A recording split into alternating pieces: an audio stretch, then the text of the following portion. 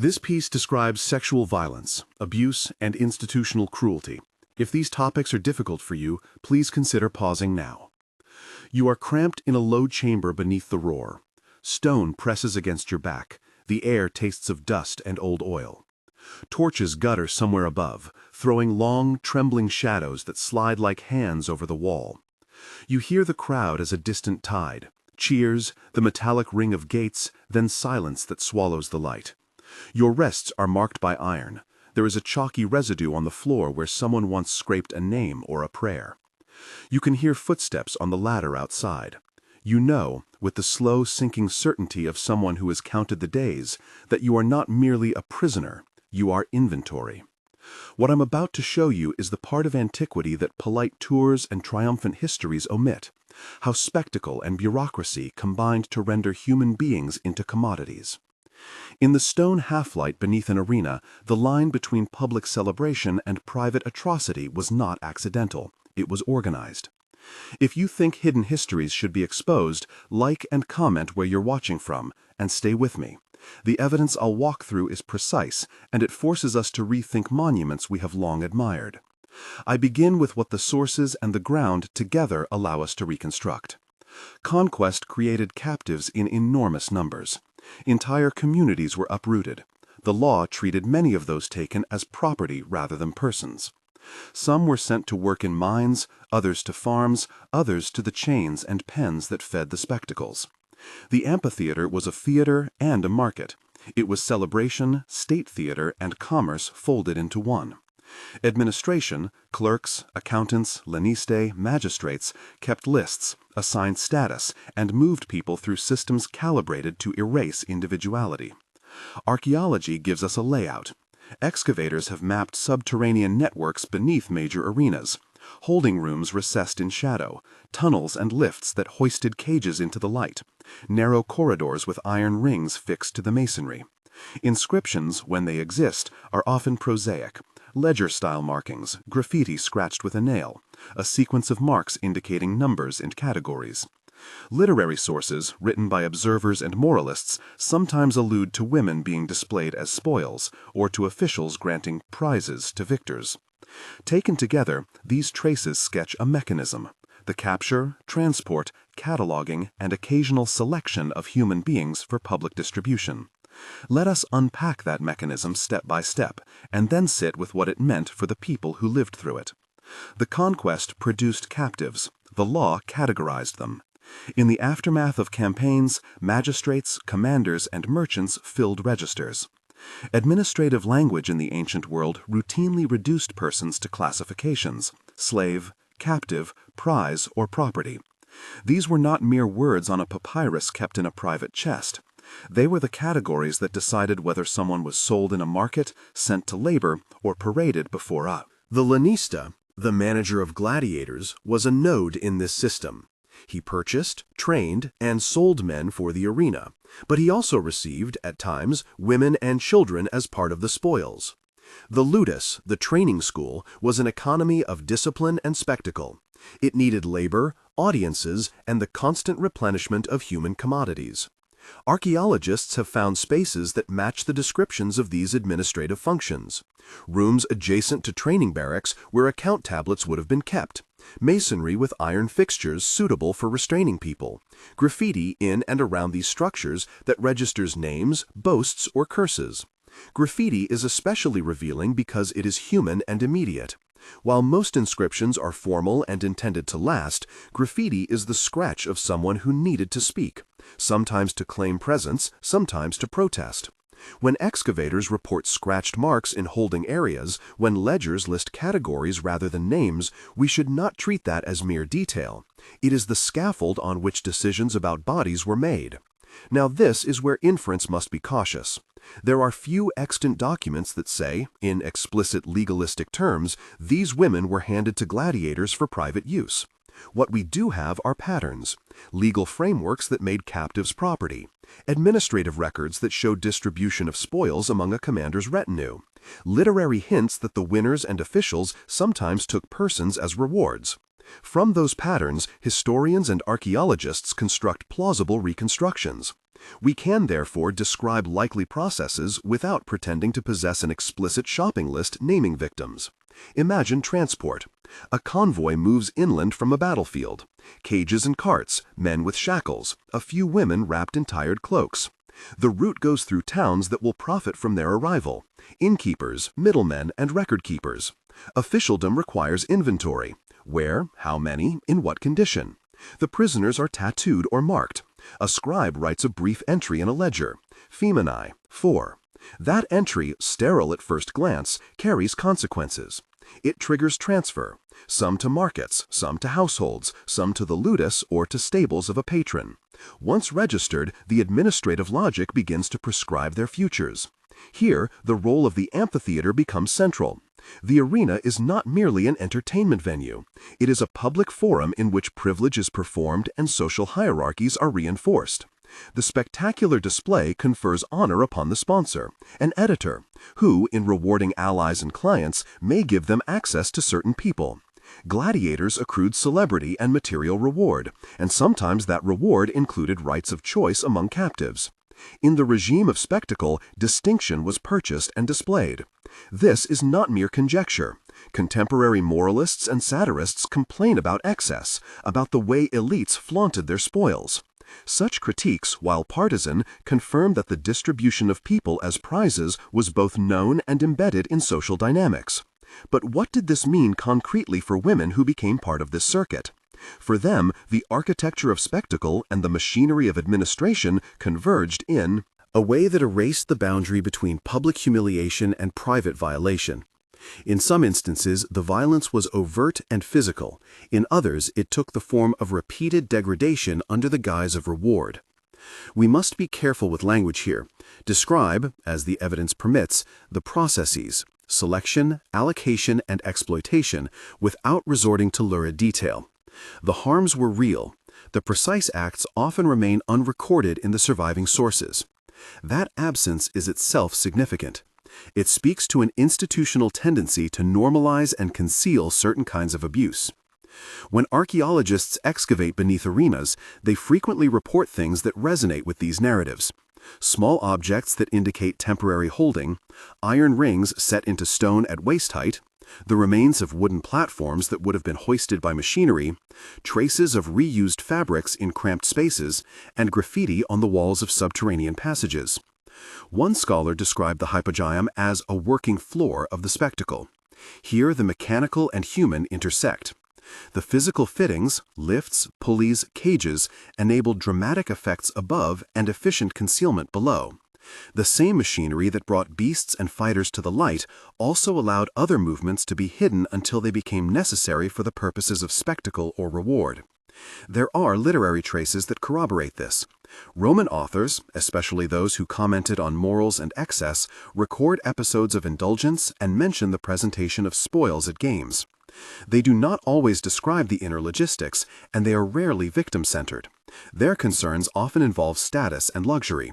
Yet their voice is useful because it places the practice within elite behavior, taking captives as trophies, distributing them to clients, and using spectacles to advertise power. These texts, read alongside archaeological layouts and administrative patterns, produce a credible picture of systematic commodification. At this point, imagine again, but now through a cautious human lens. We can reconstruct, with empathy and sobriety, a moment before selection. The corridor narrows. The light from the trapdoors above washes a circle on the sand. A lanista approaches with a ledger in hand. A gladiator, who has just been cheered, is led past the barred opening. He is promised a prize, an object or a person that marks his victory. The woman in the holding chamber hears the shout and understands what that promise could mean. We can plausibly infer the dread that caused people to carve names into stone or to whisper prayers into cracks in the masonry. These reconstructions are not dramatic inventions. They are plausible human reactions supported by context. That people who face indefinite loss will make marks, pray, or plead. Legal status is central to understanding why such outcomes were possible. In Roman law, certain classes of people were reduced to property. Once categorized as such, their agency was legally limited. A list in an account book could dictate sale. A magistrate's decision could consign a person to the mines or to private households. Public ceremonial life intersected with private ownership in ways that obscured personal suffering. The spectacle institutionalized the gaze. An audience looked on as power was displayed and, by virtue of the event, consented to it. The state both profited from and legitimized this gaze. This intersection, law, administration, architecture, and public spectacle, raises the question of scale. How many people were funneled through this machinery? Numbers are slippery in antiquity, but inventories and supply chains for spectacles indicate that arenas were logistical hubs on a vast scale. Grain, animals, weaponry, everything had records. The presence of lists that never name the suffering individuals by personhood is itself a form of violence. To read the ledgers is to see humanity reduced to columns and totals. We should pause to name a stubborn truth. The celebrity of gladiators complicates how we think about perpetrators and victims. Gladiators were both celebrated and constrained. Public heroes whose fame depended on the very system that controlled and exploited them. They were trained to fight, sold and bought when necessary, paraded as symbols of masculine prowess. The social logic that rewarded them also bound them to institutional structures of control. When a gladiator was granted a prize, it was rarely an unambiguous blessing.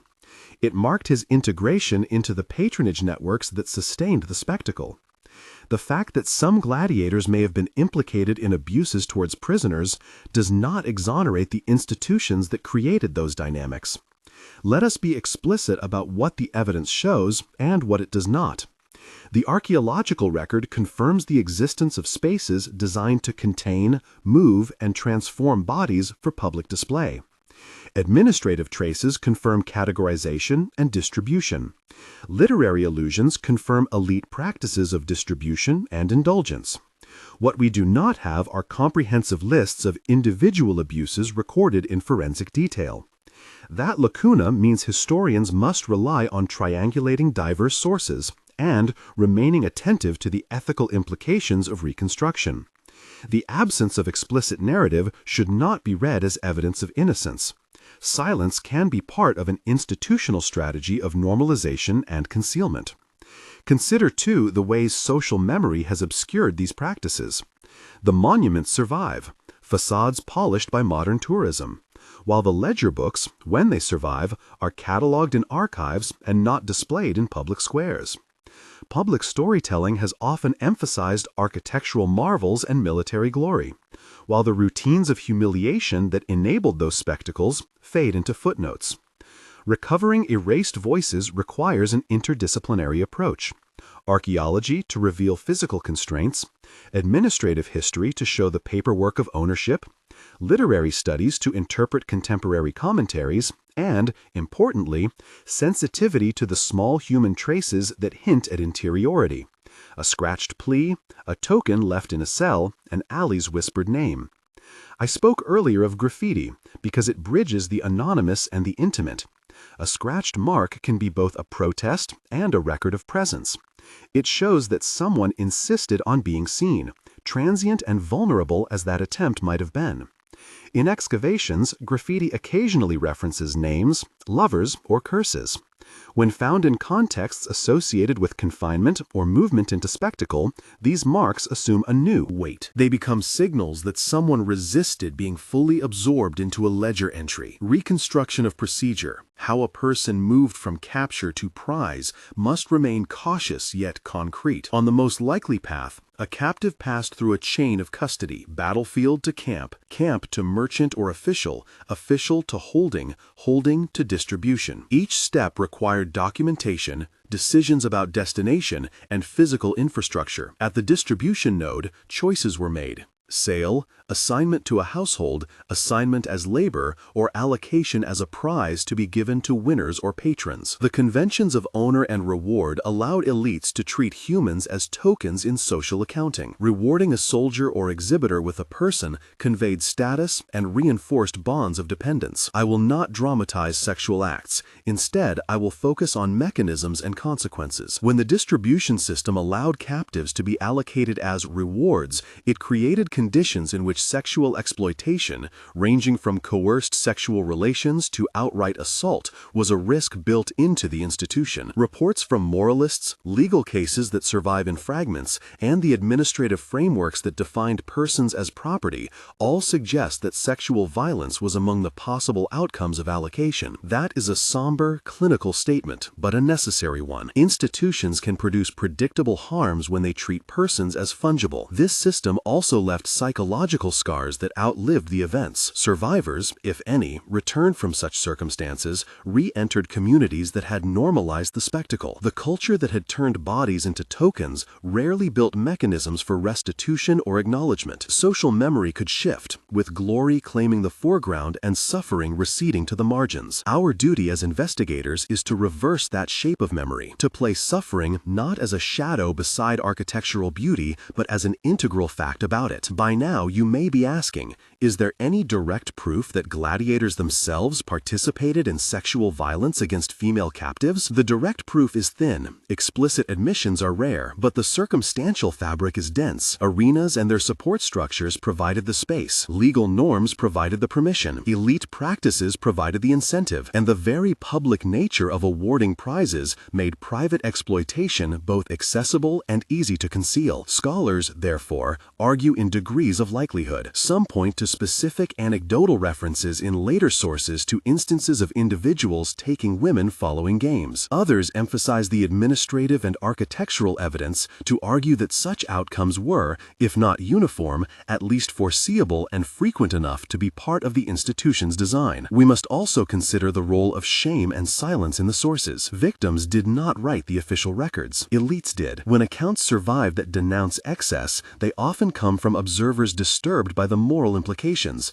not from the people who suffered. Thus, the ledger is a document of power, and the silence around certain practices may be a consequence of who controlled the pen. So, what does this mean for us, looking back from the present?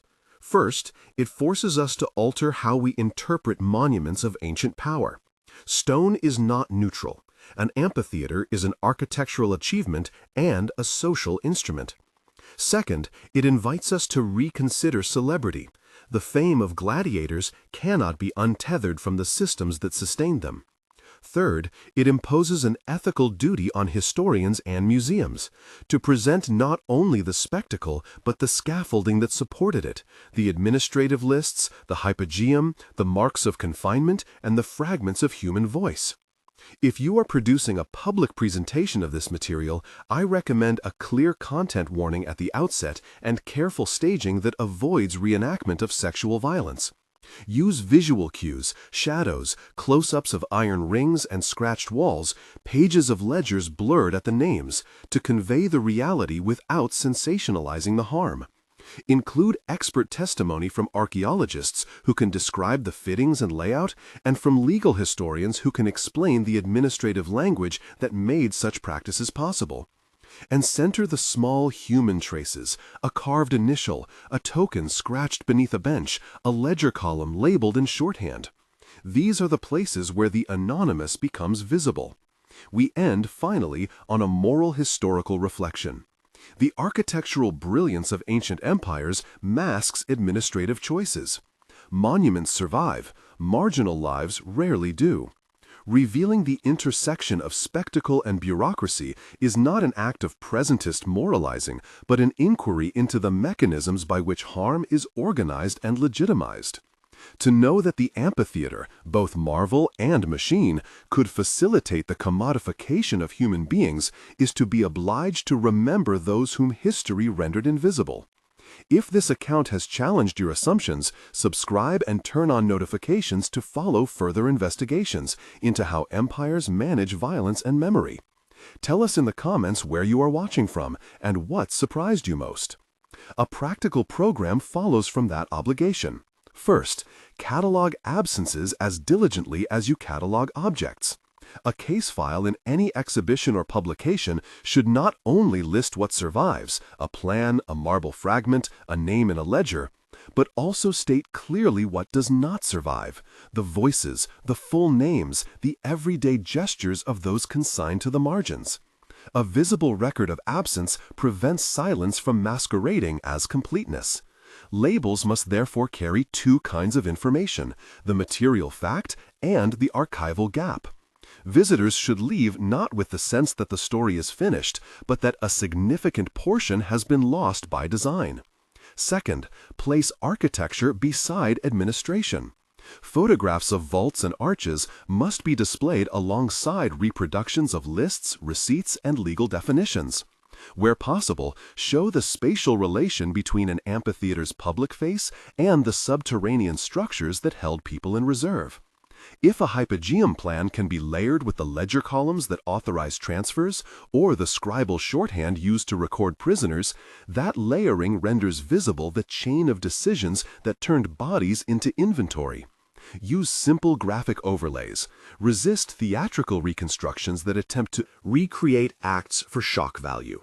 The point is not to dramatize the deed, but to map the mechanics of consent and coercion. Third, center human traces without exposing victims. Small artifacts, an iron shackle with a faint groove, a scratched name beneath a stone bench, a token of unclear meaning, should be treated as entry points for testimony rather than curiosities. Where textual testimony from survivors is absent, present analogous first-person accounts from comparable contexts, clearly labeled as analogies, and oral histories of communities that have preserved memory of related harms into the present. Anonymize when necessary. Never exhibit remains or materials that violate the dignity of the person. Curatorial ethics must put respect before spectacle. Fourth, incorporate multivocal scholarship.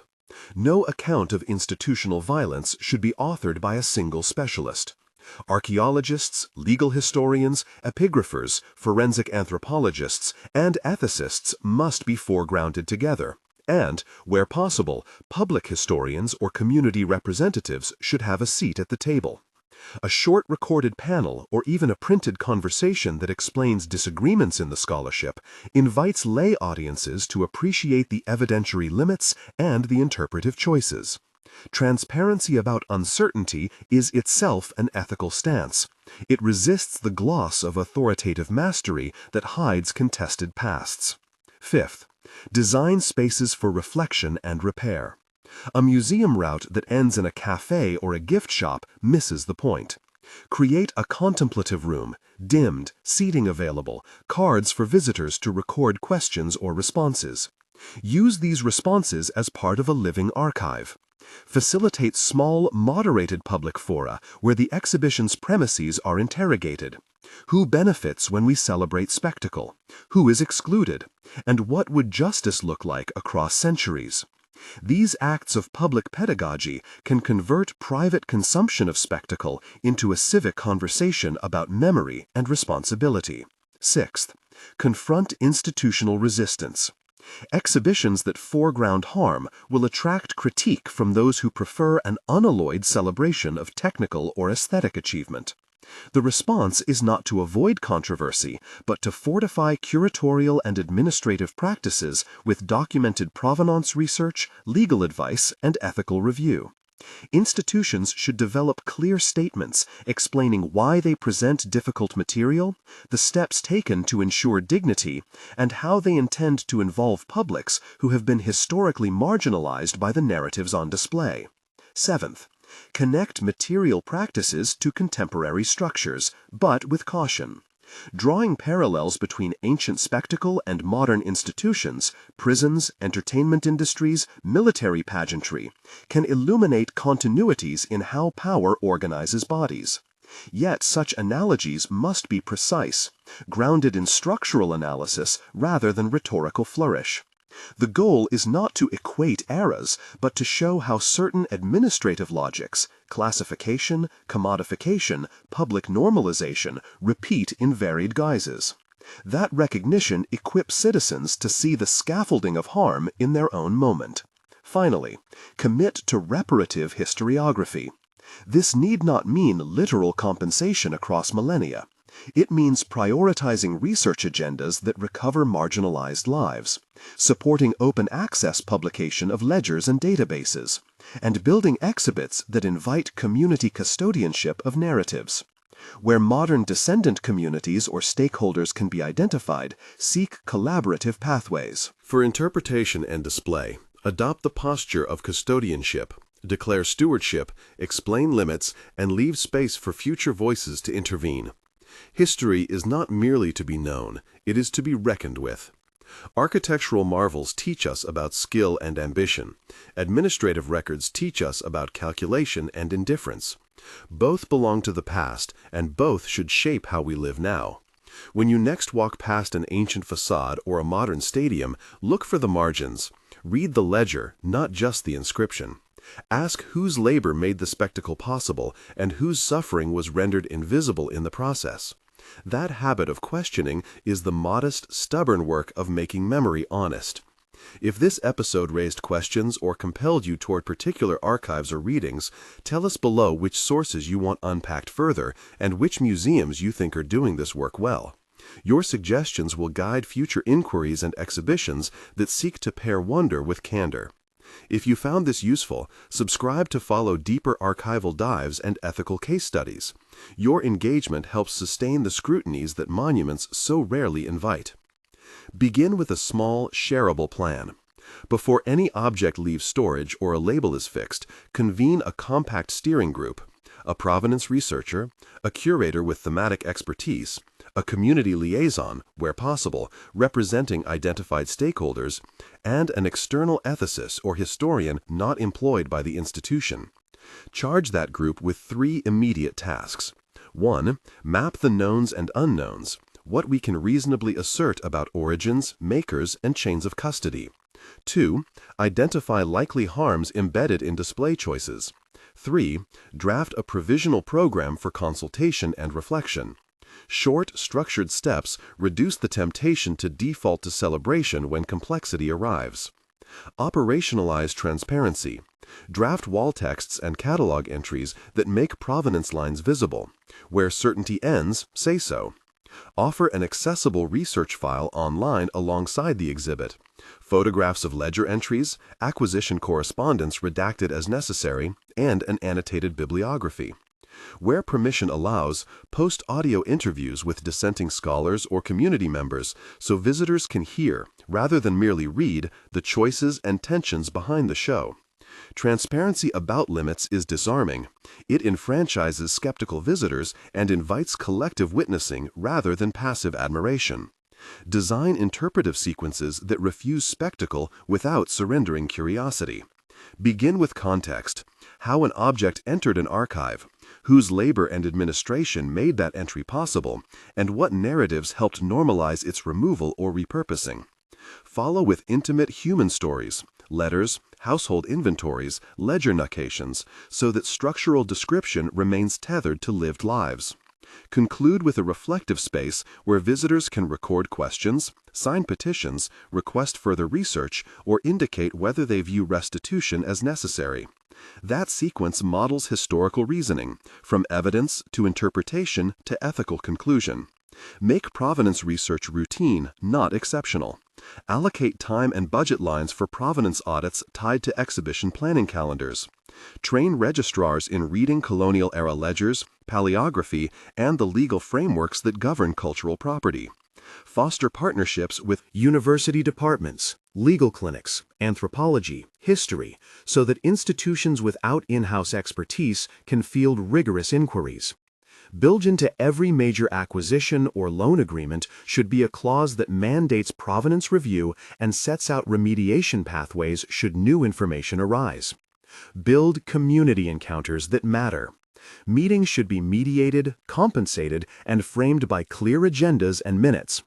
Use small, facilitated workshops rather than large town hall spectacles. Smaller groups create safer spaces for honest grievance and listening. Offer travel stipends, childcare, or honoraria where appropriate, and be explicit about what the institution can and cannot decide unilaterally. Where dissentant communities are dispersed or indeterminate, convene representative coalitions and document decisions transparently. Prepare for contestation with ethical scripts. Institutional defenses are rarely advanced by silence or invective. Instead, prepare clear public statements that explain curatorial aims, the provenance evidence base, steps taken to consult, and remedial measures under consideration. Simultaneously, cultivate third-party review. Invite independent scholars, community elders, or national heritage agencies to publish parallel statements or reports. The presence of an outside, critical voice can legitimize difficult choices and minimize the appearance of institutional self-protection. Use interpretive technologies with humility. Digital platforms, reproductions, databases, and interactive timelines are powerful tools for opening access. But they are not neutral.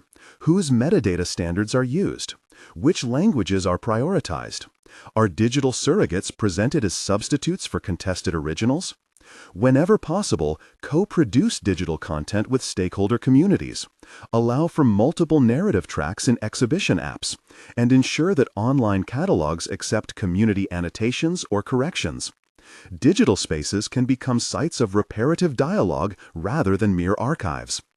Embed evaluation as part of the exhibit life cycle. Short-term visitor surveys should be coupled with long-term follow-ups. Did the exhibition alter public awareness of the issues it raised? Did it lead to new archival finds, new claims, or formal restitutions? What unforeseen harms did the show produce, and how were they addressed? Fund a post-exhibition audit that includes contributions from community participants and publishes results openly. Evaluation signals seriousness about repair beyond the exhibition's run. Learn from exemplars without fetishizing them. Museums and memorials that have taken these questions seriously offer models, not templates. Study their governance choices, the wording of their panels, their compensation models for consultants, and the ways they archive dissent. Simultaneously, resist the temptation to import an institution's practices wholesale. Each context involves distinct histories, laws, and people. Practical, short-term moves any institution can take this month. Publish a plain language provenance statement for one contested object in your collection. Convene a compensated focus group of 3 to 5 external stakeholders and document the meeting publicly. Add a reflective space, seating, subdued light, a prompt question, and note cards to one gallery. Commit to an open access upload of one ledger or accession file, with redactions where legally required. Draft and publish a one-page statement explaining the institution's ethics policy for contested material. A reading and resource starter pack for teams and educators. A handful of case studies showing restitution processes and contested displays. Practical guides on provenance research and paleography. Templates for community consultation agreements and honoraria schedules. Legal primers on cultural property relevant to your national jurisdiction. A curated list of online repositories and digitized ledgers that support comparative research. Above all, retain a posture of provisional stewardship. There are situations where objects cannot be returned, where descendants cannot be located, or where legal complexity binds institutional hands.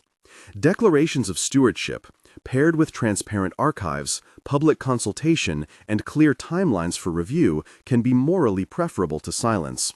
Stewardship must not be an excuse for hoarding. It must be framed as a temporary, accountable custodianship conditioned on ongoing effort to find better outcomes. The work is cumulative. Each exhibition that centers dignity makes the next one easier. Each ledger uploaded, each community meeting held, each honest plaque placed contributes to a culture of responsible remembrance. Museums are not merely repositories of things.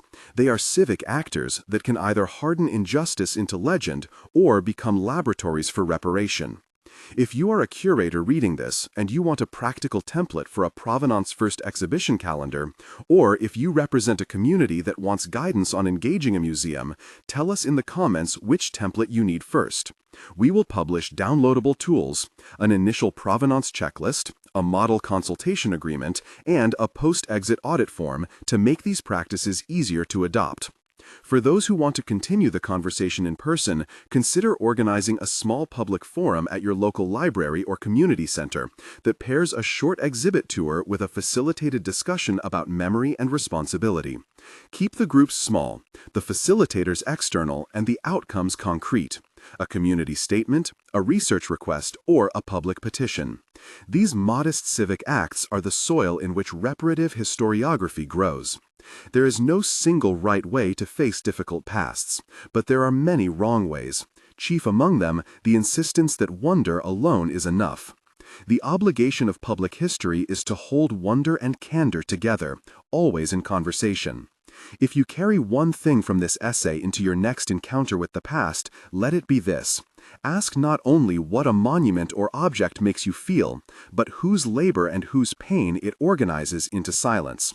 That habit of attention is the first step toward memory that is honest, accountable, and ultimately just.